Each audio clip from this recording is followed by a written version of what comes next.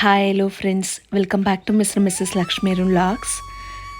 ಧನುರ್ಮಾಸದ ಮುಂಜಾನೆಯ ಶುಭಾಶಯಗಳು. Successfully 9th day ಕೂಡ ಕಂಟಿನ್ಯೂಸ್ ಆಗಿ 4 AM ಎದ್ದಿದ್ದಾಯಿತು. ತುಂಬಾ ಪೀಸ್ಫುಲ್ಲಾಗಿದೆ ವಾತಾವರಣ. ಎವ್ರಿ ಡೇ ಈ ಫೀಲು ನನಗೆ ಎಷ್ಟು ಎನರ್ಜಿ ಕೊಡ್ತಿತ್ತು ಅಂತ ಹೇಳಿದ್ರೆ, ಇವತ್ತು 9th ಡೇ ನಾನು ಸಂಕಲ್ಪ ಮಾಡ್ಕೊಂಡಂಗೆ ಯಾವುದೇ ಗ್ಯಾಪು ಇಲ್ಲದೆ, ಯಾವುದೇ ಅಡಚಣೆ ಇಲ್ಲದೆ ಕಂಟಿನ್ಯೂಸ್ ಆಗಿ 9 ಡೇಸು ಈ ವ್ರತನ ಮಾಡೋದಕ್ಕೆ ದೇವರು ಅವಕಾಶ ಮಾಡಿಕೊಟ್ಟಿದ್ದಾರಲ್ಲ, ತುಂಬಾ ಖುಷಿ ಆಯಿತು.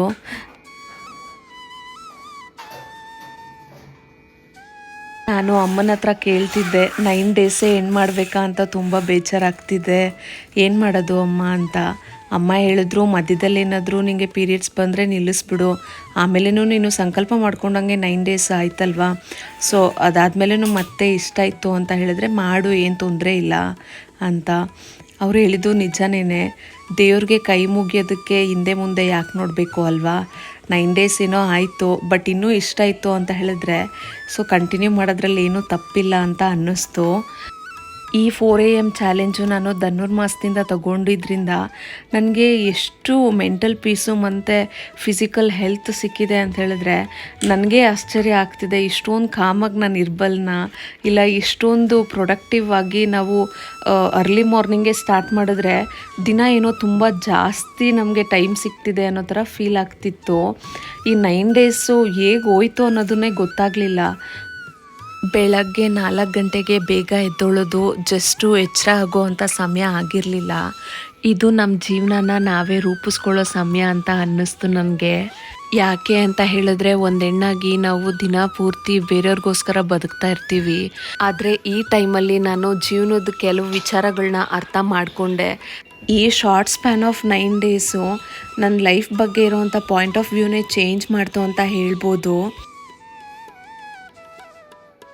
ನಾನು ಕಲ್ತಿದ್ದೇನು ಅಂತ ಹೇಳಿದ್ರೆ, ಮೊದಲನೇದಾಗಿ ನಮ್ಮ ಜೀವನದ ವ್ಯಾಲ್ಯೂನ ಬೇರೆಯವರು ಡಿಸೈಡ್ ಮಾಡೋದಕ್ಕೆ ನಾವು ಅವಕಾಶ ಮಾಡಿಕೊಡ್ಬಾರ್ದು. ನಾವು ಕೆಲಸದಲ್ಲಿರಲಿ ಅಥವಾ ಮನೇಲಿರಲಿ ಎಲ್ಲರನ್ನೂ ಮೆಚ್ಚೋದಕ್ಕೆ ಪ್ರಯತ್ನ ಮಾಡ್ತಾ ಇರ್ತೀವಿ. ಆದರೆ ಸತ್ಯ ಏನು ಅಂತ ಹೇಳಿದ್ರೆ, ನಾವು ಎಲ್ಲರನ್ನೂ ಎಲ್ಲ ಟೈಮಲ್ಲೂ ಮೆಚ್ಚೋದಕ್ಕಾಗೋದಿಲ್ಲ. ಫಸ್ಟ್ ಆಫ್ ಆಲ್ ನಮ್ಮನ್ನು ನಾವೇ ಪ್ರೀತಿಸಬೇಕು, ಮತ್ತು ನಾವು ನೋ ಅಂತ ಹೇಳೋದಕ್ಕೆ ಕಲಿಬೇಕು. ಎಲ್ಲದಕ್ಕೂ ನಾವು ಸರಿ ಸರಿ ಅಂತ ಹೇಳ್ಕೊಂಡು ಹೋದಷ್ಟು ಹೊರೆನೂ ಜಾಸ್ತಿ ಆಗುತ್ತೆ ಮತ್ತು ಮೆಂಟಲ್ ಪೀಸು ಕಡಿಮೆ ಆಗ್ತಾ ಬರುತ್ತೆ. ಎಲ್ಲದಕ್ಕಿಂತ ಮಿಗಿಲಾಗಿದ್ದು ನಮ್ಮ ಮಾನಸಿಕ ಆರೋಗ್ಯ. ಅದು ಒಂದು ಸರಿ ಇತ್ತು ಅಂತ ಹೇಳಿದ್ರೆ ನಾವು ಏನರ ಮೇಲೆ ಬೇಕಾದರೂ ಫೋಕಸ್ ಮಾಡ್ಬೋದು. ವಿಚಾರ ಏನು ಅಂತ ಹೇಳಿದ್ರೆ, ಸಂಬಂಧಗಳ ಬಗ್ಗೆ. ನಮ್ಮ ಜೀವನದಲ್ಲಿ 80% ಸಂತೋಷ ಬರೀ 20% ಜನರಿಂದ ಬರುತ್ತೆ ಅಂದರೆ ನಂಬ್ತೀರಾ? ಯೋಚನೆ ಮಾಡಿ ನೋಡಿ, ಇದು 100ಕ್ಕೆ 100 ಸತ್ಯ. ನಮ್ಮ ಜೀವನದಲ್ಲಿ ನಾವು ಮೀಟ್ ಮಾಡೋವಂಥ ಎಲ್ಲ ಪರ್ಸನ್ಸು ನಮಗೆ ಮನ್ಸಿಗೆ ಹತ್ರ ಆಗೋದಿಲ್ಲ, ಮತ್ತು ಎಲ್ಲರೂ ನಮ್ಮನ್ನು 100% ಕಂಪ್ಲೀಟಾಗಿ ಅರ್ಥ ಮಾಡ್ಕೊಳ್ಳೋದಕ್ಕೂ ಆಗೋದಿಲ್ಲ. ನಮ್ಮ ಎನರ್ಜಿನ ಹೀರೋ ಅಂಥ ವ್ಯಕ್ತಿಗಳಿಂದ ನಾವು ದೂರ ಇರೋದೇ ಒಳ್ಳೆಯದು.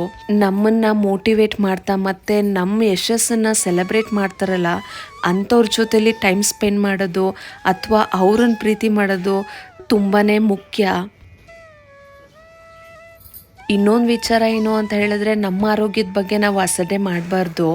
ಮನೆಯವ್ರ ಬಗ್ಗೆ ಕಾಳಜಿ ವಹಿಸ್ತಾ ನಮ್ಮ ಬೆನ್ನೋವು ಅಥವಾ ನಮ್ಮ ಸುಸ್ತು ಬಗ್ಗೆ ನಾವು ಕಾಳಜಿನೇ ವಹಿಸಿಲ್ಲ ಅಂತ ಹೇಳಿದ್ರೆ ನಮ್ಮ ಎನರ್ಜಿ ಡ್ರೈನ್ ಆಗ್ತಾ ಬರುತ್ತೆ. ನಾವು ಬದಲಾಗೋದ್ರಿಂದ ನಮ್ಮ ಜಗತ್ತು ಬದಲಾಗುತ್ತೆ. ಆದ್ದರಿಂದ ನಮ್ಮ ಜೊತೇಲಿ ಇರೋರು ಕೂಡ ಹ್ಯಾಪಿಯಾಗಿರ್ತಾರೆ, ನಾವು ಕೂಡ ಹ್ಯಾಪಿಯಾಗಿರ್ತೀವಿ. ಸೊ ಪಾಸಿಟಿವ್ ಎನರ್ಜಿ ಮತ್ತು ಹೆಲ್ತು ಎಲ್ಲದನ್ನು ನಾವು ಅಟ್ ಎ ಟೈಮ್ ಕಾಪಾಡ್ಕೊಳ್ಬೇಕು ಅಂತ ಹೇಳಿದ್ರೆ ಇದನ್ನೆಲ್ಲ ಫಾಲೋ ಮಾಡಬೇಕು ಅನ್ನೋದು ನಾನು ತುಂಬ ಚೆನ್ನಾಗಿ ತಿಳ್ಕೊಂಡೆ. ಒಬ್ಬರು ಕಣ್ಣಿಗೆ ಪರ್ಫೆಕ್ಟಾಗಿ ಕಾಣೋ ನಾವು ಇನ್ನೊಬ್ರು ಕಣ್ಣಿಗೆ ಸರಿಯಾಗಿಲ್ಲ ಅಂತ ಅನ್ನಿಸ್ಬೋದು. ಆದ್ದರಿಂದ ಯಾರ ಮೆಚ್ಚುಗೆನೂ ನಾವು ಎದುರು ನೋಡದೆ ನಮ್ಮ ಮನಸ್ಸಾಕ್ಷಿಗೋಸ್ಕರ ವರ್ಕ್ ಮಾಡ್ತಾ ಹೋದರೆ ಡೆಫಿನೆಟ್ಲಿ ನಾವು ಹ್ಯಾಪಿಯಾಗಿರ್ಬೋದು. ನೀವೇನಂತೀರ ಕಮೆಂಟ್ ಮಾಡಿ.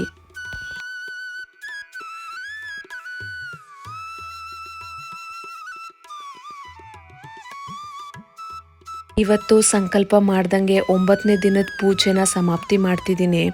ಅದಕ್ಕೇನೆ 3 ಜನಕ್ಕೆ ಕರೆದು ಅರ್ಶಿನ ಕುಂಕುಮ ಕೊಡಬೇಕು ಅಂತ ಎಲ್ಲನೂ ರೆಡಿ ಮಾಡಿ ಇಟ್ಕೊಂಡಿದ್ದೆ. ಇವತ್ತು ಪೂಜೆ ಕೆಲಸ ಎಲ್ಲನೂ 7:30 ಒಳಗಡೆನೆ ಮುಗ್ದೋಗಿತ್ತು. ಇನ್ನು ನಾನು ಹೋಮ್ಲೆಸ್ ಪೀಪಲ್ಗೆ ಊಟ ಡಿಸ್ಟ್ರಿಬ್ಯೂಟ್ ಮಾಡ್ತಿದ್ನಲ್ಲ, ಇದು 3rd ಟೈಮು ನಾನು ಡಿಸ್ಟ್ರಿಬ್ಯೂಟ್ ಮಾಡ್ತಿರೋದು. ಅವ್ರಿಗೂ ಇವತ್ತೇ ಅಡುಗೆ ಮಾಡಿ ಕೊಡೋಣ ಅಂತ ಹೇಳಿ ಇವತ್ತು ಪುಳಿಯೋಗರೆ ಮಾಡೋದಕ್ಕೆ ಯೋಚನೆ ಮಾಡಿದ್ದೆ. ಸೊ ಅದು ಕೂಡ ಎಲ್ಲ ತಯಾರಿ ಮಾಡಿ ಇಟ್ಕೊಂಡಿದ್ದೆ. ಅಮ್ಮನಿಗೆ ಕೇಳಿದೆ ನಾನು 9 o'clockಗೆಲ್ಲ ಕರೆದು ಅರ್ಶಿನ ಕುಂಕುಮ ಕೊಟ್ಬಿಡೋಣ ಅಂತ. ಬಟ್ ಆದರೆ ನನ್ನ ಪೂಜೆ ಇದ್ದಿದ್ದು ಫ್ರೈಡೇ ಅಲ್ವಾ.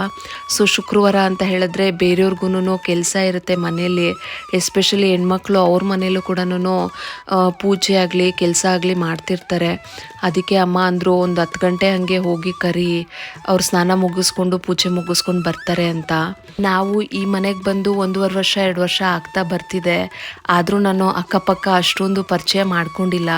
ಜಸ್ಟು ಹಾಯ್ ಬಾಯ್ ಅಷ್ಟೇ. ಯಾಕಂದರೆ ನನಗೆ ಮನೇಲಿ ಎಷ್ಟೊಂದು ಕೆಲಸ ಇರುತ್ತೆ, ಅದು ಮುಗಿದ್ಮೇಲೆ ಆಫೀಸ್ ಕೆಲಸ ಇರುತ್ತೆ.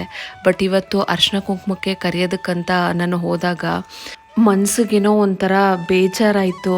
ಮತ್ತು ತುಂಬ ತಾಳ್ಮೆ ಇರೋವಂಥ ಮನುಷ್ಯನ ಕಂಡೆ ನಾನು ಅಂತ ಅನ್ನಿಸ್ತು.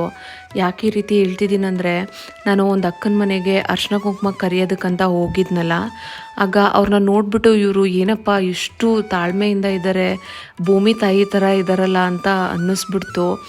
ಯಾಕೆ ಅಂತ ಹೇಳಿದ್ರೆ ಅವ್ರಿಗೆ ಒಂದು ಮಗು ಇದೆ, ಹೆಣ್ಮಗು, ಆಲ್ಮೋಸ್ಟ್ ಒಂದು 15 ವರ್ಷ ಆಗಿರ್ಬೋದು. ಮಗುಗೆ ಕೈ ಕಾಲು ಅಷ್ಟೊಂದು ಬರೋದಿಲ್ಲ, ಮತ್ತು ಮಾತು ಕೂಡ ಸರಿಯಾಗಿ ಆಡೋಕ್ಕಾಗಲ್ಲ. ಅವ್ರು ಮಾತಾಡೋದು ಅವ್ರ ತಾಯಿ ತಂದೆಗೆ ಮಾತ್ರ ಅರ್ಥ ಆಗುತ್ತೆ. ಅವ ಪಾಪುನ ನೋಡಿದ್ರೆ ಎಷ್ಟು ಚೆನ್ನಾಗಿದ್ದಾಳೆ ಅಂದರೆ, ಮುದ್ದಾಗಿದ್ದಾಳೆ, ಅಷ್ಟು ಸೌಮ್ಯ ಸ್ವರೂಪವಾಗಿದ್ದಾಳೆ ನೋಡೋದಕ್ಕೆ. ಅಂದರೆ ಹುಡುಗಿ ಚೆನ್ನಾಗಿದ್ದಿದ್ರೆ ಎಷ್ಟು ಚೆನ್ನಾಗಿರ್ತಿತ್ತಲ್ಲಪ್ಪ ಅಂತ ಫೀಲ್ ಆಯಿತು ಮನಸ್ಸಿಗೆ ಎಷ್ಟು ಬೇಸರ ಆಯಿತು ಅಂತ ಹೇಳಿದ್ರೆ, ದೇವ್ರು ಯಾಕಪ್ಪ ಈ ರೀತಿ ಮಾಡ್ತಾರೆ ಅಂತ ತುಂಬಾ ಬೇಜಾರಾಗೋಯಿತು. ಅವ್ರ ತಂದೆ ತಾಯಿ ಇಬ್ಬರೂ ತುಂಬ ಅಂದರೆ ತುಂಬ ಒಳ್ಳೆಯವರು, ಸಾಫ್ಟ್ ನೇಚರ್ಡು. ಆ ಮಗುನೂ ಅಷ್ಟೇ ಅಷ್ಟು ಸುಂದರವಾಗಿ ಇದೆ, ನೋಡಿದ್ರೆ ಅಷ್ಟು ಪೀಸ್ಫುಲ್ ಮುಖ ಅದು. ಆಮೇಲೆ ನಾನೇನೂ ಮಾತಾಡೋದಕ್ಕೆ ಹೋಗಿಲ್ಲ. ಅಂಥವ್ರಿಗೆ ನಾವು ಸಿಂಪತಿ ಕೊಡೋದು ಅವಶ್ಯಕತೆ ಇಲ್ಲ. ಆ ಮಗುನ ಅವರು ಎಲ್ಲೂ ಬಿಡದೆ ಚೆನ್ನಾಗಿ ಸಾಕ್ತಿದ್ದಾರೆ. ಇರೋದೇ ಒಂದೇ ಒಂದು ಮಗಳು. ಸುಮಾರು ಜನ ಆ ಥರ ಆಗಿರೋವಂಥ ಮಕ್ಕಳನ್ನ ಸ್ಪೆಷಲ್ ಚೈಲ್ಡ್ ಹೋಮ್ಸಲ್ಲಿ ಬಿಟ್ಬಿಡ್ತಾರೆ ಅಥವಾ ಅಷ್ಟೊಂದು ಚೆನ್ನಾಗಿ ನೋಡ್ಕೊಳ್ಳೋದಿಲ್ಲ. ಬಟ್ ಇಲ್ಲಿ ಇವರಿಬ್ಬರು ಗ್ರೇಟು, ತಾಯಿನೂ ತಂದೆನೂ ಇಬ್ಬರು ಮ್ಯೂಚುವಲಾಗಿ ಅರ್ಥ ಮಾಡಿಕೊಂಡು ಅನುಸರಿಸ್ಕೊಂಡು ಹೋದರೆ ಮಾತ್ರ ಅಂಥ ಮಕ್ಕಳನ್ನ ನೋಡ್ಕೊಳ್ಳೋದಕ್ಕಾಗೋದು. ಅಂಥ ಸ್ಪೆಷಲ್ ಚೈಲ್ಡ್ಸ್ ಎಲ್ಲ ದೇವ್ರದ್ದು ಆಶೀರ್ವಾದದಿಂದನೇ ಹುಟ್ಟಿರ್ತಾರೆ. ಅಂಥ ತಂದೆ ತಾಯಿನ ಪಡೆಯೋದಕ್ಕೂ ಆ ಮಗು ತುಂಬಾ ಪುಣ್ಯ ಮಾಡಿದೆ. ಯಾಕೆ ಅಂತ ಹೇಳಿದ್ರೆ ಅವರು ಬಂದು 24 ಗಂಟೆ ಆ ಮಗುಗೆ ಸೇವೆ ಮಾಡ್ತಾ ಇರಬೇಕು. ನನಗೆ ಆ ಅಣ್ಣಂಗಿಂತ ಅಕ್ಕನೇ ತುಂಬ ಗ್ರೇಟ್ ಅಂತ ಅನಿಸಿದ್ರು. ಯಾಕೆ ಅಂತ ಹೇಳಿದ್ರೆ, ಅಣ್ಣ ಬಂದು ಕೆಲ್ಸಕ್ಕೆ ಹೋಗ್ತಾರೆ, ಮತ್ತು ಅವ್ರಿಗೇನಾದರೂ ಬೇಸರ ಆಯಿತು ಅಂತ ಹೇಳಿದ್ರೆ ಹೊರ್ಗಡೆ ಹೋಗೋದು ಅಥವಾ ಫ್ರೆಂಡ್ಸ್ ಹತ್ರ ಟೈಮ್ ಕಳ್ಕೊಂಡು ಬರೋ ಅಂಥ ಸಂದರ್ಭಗಳಿರುತ್ತೆ. ಬಟ್ ಆದರೆ ಈ ಅಕ್ಕನಿಗೆ ಹೊರ್ಗಡೆ ಹೋಗೋದಕ್ಕೊಂದು ಅವಕಾಶನೇ ಸಿಗೋದಿಲ್ಲ. ಮನೇಲಿ ಎನಿ ಟೈಮ್ ಆ ಮಗುನೇ ನೋಡ್ಕೊತಾ ಇರ್ತಾರೆ. ಯಾಕೆಂದರೆ ಮಗಳಿಗೆ ಆ ಕಡೆ ಈ ಕಡೆ ಹೋಗೋದಕ್ಕೂ ಆಗೋದಿಲ್ಲ. ಮತ್ತು ಆ ಅಂಥ ಮಗುನ ಬಿಟ್ಟು ಹೋಗೋದು ಹೆಂಗೆ ಅಲ್ವಾ? ಎಲ್ಲದಕ್ಕೂ ಒಂದು ಸಹಾಯ ಮಾಡಬೇಕು. ಅದರಲ್ಲೂ ಹೆಣ್ಮಗು ಆಗಿರೋದ್ರಿಂದ ತಾಯಿನೇ ಫುಲ್ಲಾಗಿ ಕೇರ್ ಮಾಡಬೇಕು. ಅವ್ರಿಗೆ ಎಷ್ಟು ತಾಳ್ಮೆ ಇರಬೇಕಲ್ವಾ ಅಂತ ಯೋಚನೆ ಮಾಡ್ತಿದ್ದೆ. ಅಂದರೆ ಒಂದು ಚಿಕ್ಕ ವಿಚಾರನೂ ಆ ಮಗುಗೆ ಏನು ಬೇಕು ಏನು ಬೇಡ ಅನ್ನೋದನ್ನು ಇವರೇ ಅರ್ಥ ಮಾಡಿಕೊಂಡು ಮತ್ತು ಆ ಮಗು ಮಾತಾಡೋದನ್ನು ಅರ್ಥ ಮಾಡ್ಕೊಂಡು ಮಾಡಬೇಕಾಗತ್ತೆ. ನನಗೆ ಸಖತ್ ಮನಸ್ಸಿಗೆ ಹಿಟ್ಟಾಗೋಯ್ತು. ಅಂದರೆ ನಮ್ಮ ಮಕ್ಕಳೇನಾದರೂ ಚೂರು ಹಠ ಮಾಡಿದಾಗ ನಾವು ಅನ್ಕೋತೀವಿ, ತುಂಬ ಕೋಪ ಬರೋದು ನಮಗೆ, ಯಾಕಪ್ಪ ಈ ಥರ ಮಾಡ್ತಾರೆ ಅಂತ. ಬಟ್ ಆ ತಾಯಿ ಎಷ್ಟು ಪೇಷನ್ಸ್ ಇರಬೇಕು. ಅಂದರೆ ಸ್ಪೆಷಲ್ ಚೈಲ್ಡ್ನ ನೋಡ್ಕೊಳ್ಳೋದು ಅಷ್ಟೊಂದು ಈಸಿ ಅಲ್ಲ. ನಾವು ಒಂದು ಕ್ಷಣಕ್ಕೆ ಮಾತಾಡ್ಬಿಡ್ಬೋದು, ಬಟ್ ಅವ್ರ ಜೀವನ ಪೂರ್ತಿ ಅದನ್ನು ಅನುಭವಿಸ್ತಾರಲ್ಲ, ಅವ್ರಿಗೆ ಮಾತ್ರನೇ ಗೊತ್ತಿರುತ್ತೆ. ಅಂಥವ್ರಿಗೆ ನಾವು ಸಿಂಪತಿ ಕೊಡೋ ಅವಶ್ಯಕತೆ ಇಲ್ಲ, ಧೈರ್ಯ ಕೊಟ್ಟರೆ ಮಾತ್ರ ಸಾಕು. ಅಂದರೆ ನಂಗೆ ತುಂಬ ಬೇಜಾರಾಗಿದ್ದರಿಂದ ನಾನೇನೂ ಮಾತಾಡಲಿಲ್ಲ. ಮಗುನ ಮುದ್ದು ಮಾಡಿಬಿಟ್ಟು ಅಕ್ಕನ ಕರೆದ್ಬಿಟ್ಟು ಬಂದ್ಬಿಟ್ಟೆ. ಮನೆಗೆ ಬಂದಮೇಲೆ ಅಮ್ಮ ಹೇಳ್ತಿದ್ರು, ಆ ಮಗು ಸುಮಾರು ವರ್ಷ ಸ್ಕೂಲ್ಗೆ ಚೆನ್ನಾಗೇ ಹೋಗ್ತಿತ್ತಂತೆ. ಹುಟ್ಟಿದಾಗ್ಲೂ ತುಂಬ ಚೆನ್ನಾಗಿದ್ಲು, ಮತ್ತು ಸ್ಕೂಲ್ಗೂ ಆರಾಮಾಗಿ ಹೋಗ್ತಾ ಬರ್ತಾ ಮಾಡ್ತಿದ್ರಂತೆ. ಏನೋ ಒಂದು ಕಾಯಿಲೆಯಿಂದ ಆ ರೀತಿ ಮಗುಗೆ ಸಡನ್ನಾಗಿ ಆಗಿರೋದು. ಅಂದರೆ ಆ ಮಗುನ ಈಗ ಹಾಸ್ಪಿಟ್ಲಿಗೆ ಯಾವಾಗಲೂ ಎತ್ಕೊಂಡು ಬರ್ತಾರೆ. ಬಟ್ ಆದರೂ ಇನ್ನೂ ಸರಿ ಹೋಗಲಿಲ್ಲ, ಸುಮಾರು ವರ್ಷ ಆಯ್ತಂತೆ. ಆ ಥರ ಸರಿ ಹೋಗೋದಕ್ಕೂ ತುಂಬ ಟೈಮ್ ತೊಗೊಳುತ್ತೆ ಅಂತ ಹೇಳಿದಾರಂತೆ ಡಾಕ್ಟರು.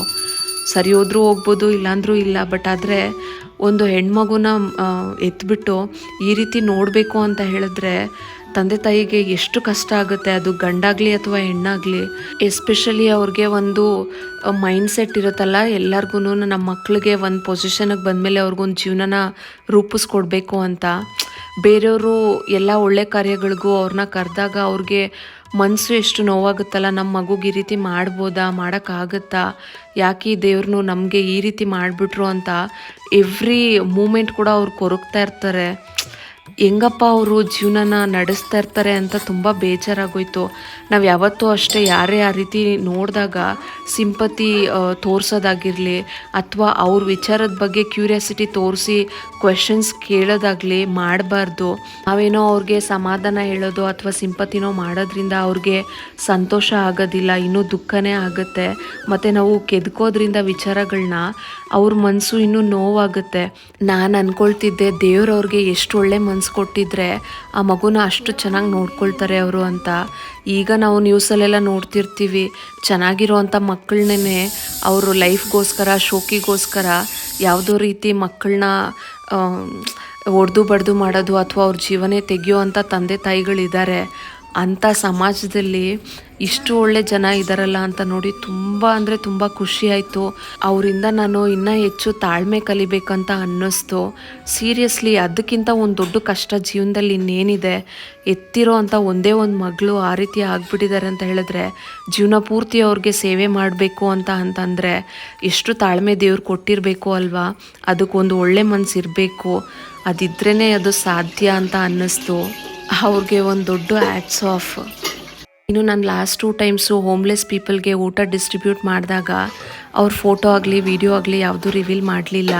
ಸೊ ಅದಕ್ಕೆ ಯಾರೋ ಕಮೆಂಟ್ ಮಾಡಿದರು ಇನ್ಸ್ಟಾಗ್ರಾಮಲ್ಲಿ, ನೀವು ಅವ್ರ ಮುಖ ತೋರಿಸೋದಕ್ಕೆ ಇಷ್ಟ ಇಲ್ಲ ಅಂತ ಹೇಳಿದ್ರೆ ಬ್ಲರ್ ಆದರೂ ಮಾಡಿ ಹಾಕಿ, ನೀವು ಕೊಡ್ತಿದ್ದೀರಾ ಅಂತ ಹೇಗೆ ನಂಬೋದು ಅಂತ. ಅಷ್ಟು ಕೂಡ ನಂಬಿಕೆ ಇಲ್ಲ ಅಂತ ಹೇಳಿದ್ರೆ ಅದು ಅವ್ರ ಪಾಯಿಂಟ್ ಆಫ್ ವ್ಯೂ ಆಗುತ್ತೆ. ಬಟ್ ನನ್ನ ಮನಸ್ಸಿನ ಪ್ರಕಾರ ನಾನು ಮಾಡ್ತಾ ಇರೋದು ಕರೆಕ್ಟಾಗಿದೆ ಅಂತ ನನಗನ್ನಿಸ್ತು.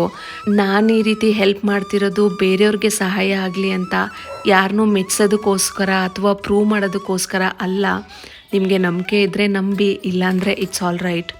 ನೀವು ನನಗೆ ಕಮೆಂಟ್ ಮೂಲಕ ತಿಳಿಸಿ, ನಾನು ಡೆಫಿನೆಟ್ಲಿ ಹೋಮ್ಲೆಸ್ ಪೀಪಲ್ಗೆ ಊಟ ಕೊಡ್ತಿರೋದನ್ನು ವಿಡಿಯೋ ಮಾಡಿ ಮತ್ತು ಅವ್ರ ಫೇಸ್ನ ಬ್ಲರ್ ಮಾಡಿ ಹಾಕಬೇಕಾ ಅಂತ. ಇನ್ನು ಎಲ್ಲರೂ ಬಂದು ಅರ್ಶಿನ ಕುಂಕುಮ ತೊಗೊಂಡೋದ್ರು ಮತ್ತು ಹೋಮ್ಲೆಸ್ ಪೀಪಲ್ ಕೂಡ ಹೋಗಿ ಊಟ ಕೊಟ್ಬಿಟ್ಟು ಕೂಡ ಬಂದುಬಿಟ್ಟೆ. ಸೊ ಹೆಂಗೋ ಖುಷಿಯಿಂದ 9 ದಿನ ಯಾವುದೇ ರೀತಿ ಅಡಚಣೆ ಇಲ್ಲದೆ ಕಂಪ್ಲೀಟಾಗಿ ಈ ಸಂಕಲ್ಪನ ಮುಗ್ಸೋಕ್ಕಾಯ್ತಲ್ಲ ಅಂತ ಹೇಳಿ ತುಂಬ ಮನಸ್ಸಿಗೆ ತೃಪ್ತಿ ಆಯಿತು. ಮತ್ತು ತುಂಬಾ ಬೇಜಾರು ಕೂಡ ಆಗ್ತಿತ್ತು ನನಗೆ, ಇವತ್ತಿಗೆ ಈ 9 ಡೇಸ್ ಪೂಜೆ ಎಂಡ್ ಆಯ್ತಲ್ಲಪ್ಪ ಅಂತ. ನೀವು ನನಗೆ ಕಮೆಂಟ್ ಮಾಡಿ ತಿಳಿಸಿ, ನಾನು ಇದನ್ನು ಇನ್ನೂ ಕಂಟಿನ್ಯೂ ಮಾಡಬೇಕಾ ಇಲ್ಲ ಬೇಡವಾ ಅನ್ನೋದನ್ನು. ಇನ್ನು ನಾನು ಈ ಧನುರ್ಮಾಸದ ಎಲ್ಲ ವ್ಲಾಗ್ಸಿಗೂ ತುಂಬ ಒಳ್ಳೆ ಸಪೋರ್ಟ್ ಸಿಕ್ಕಿದೆ. ತುಂಬ ಜನ ಸಬ್ಸ್ಕ್ರೈಬರ್ಸು ನನಗೆ ತುಂಬ ಕನೆಕ್ಟೆಡ್ ಆಗಿ ಕಮೆಂಟ್ ಮಾಡ್ತಾರೆ ಮತ್ತು ಎಲ್ಲ ಪಾಸಿಟಿವ್ ಆಗಿ ಕಾಂಪ್ಲಿಮೆಂಟ್ಸ್ ಮಾಡ್ತಿದ್ರು. ತುಂಬ ಅಂದರೆ ತುಂಬ ಖುಷಿ ಆಯಿತು. ಸಪೋರ್ಟ್ ಮಾಡಿದಂಥ ಪ್ರತಿಯೊಬ್ರಿಗೂ ಥ್ಯಾಂಕ್ ಯು ಸೋ ಮಚ್. ಹೀಗೆ ಸಪೋರ್ಟ್ ಮಾಡ್ತಾಯಿರಿ. ಇವತ್ತಿನ ನನ್ನ ಪೂಜೆ, ನನ್ನ ಔಟ್ಫಿಟ್ಟು ಮತ್ತು ನನ್ನ ರಂಗೋಲಿ ಯಾವ ರೀತಿ ಇತ್ತು ಅನ್ನೋದನ್ನು ಹೇಳಿ ಕಮೆಂಟ್ ಮಾಡಿ. ಮತ್ತು ಈ ವಿಡಿಯೋದಲ್ಲಿ ನಾನು ಡಿಸ್ಕಸ್ ಮಾಡಿದ ವಿಚಾರದ ಬಗ್ಗೆ ನಿಮ್ಮ ಅಭಿಪ್ರಾಯ ಏನು ಅನ್ನೋದನ್ನು ತಿಳಿಸೋದು ಮರಿಬೇಡಿ. ನೀವೇನಾದರೂ ಈ ವ್ಲಾಗ್ನ ಇಲ್ಲಿವರೆಗೂ ನೋಡಿದರೆ thank you so much for your precious time. ಈ ವಿಡಿಯೋ ನಿಮಗೆ ಇಷ್ಟ ಆಗಿದರೆ ದಯವಿಟ್ಟು ಒಂದು ಲೈಕ್ ಮಾಡಿ ಮತ್ತು ಶೇರ್ ಮಾಡಿ. ತಪ್ಪದೆ ನಮ್ಮ ಚಾನಲ್ಗೆ ಸಬ್ಸ್ಕ್ರೈಬ್ ಮಾಡಿ, ನನಗೆ ಸಪೋರ್ಟ್ ಮಾಡಿ. Thank you for watching. Will catch you in next vlog.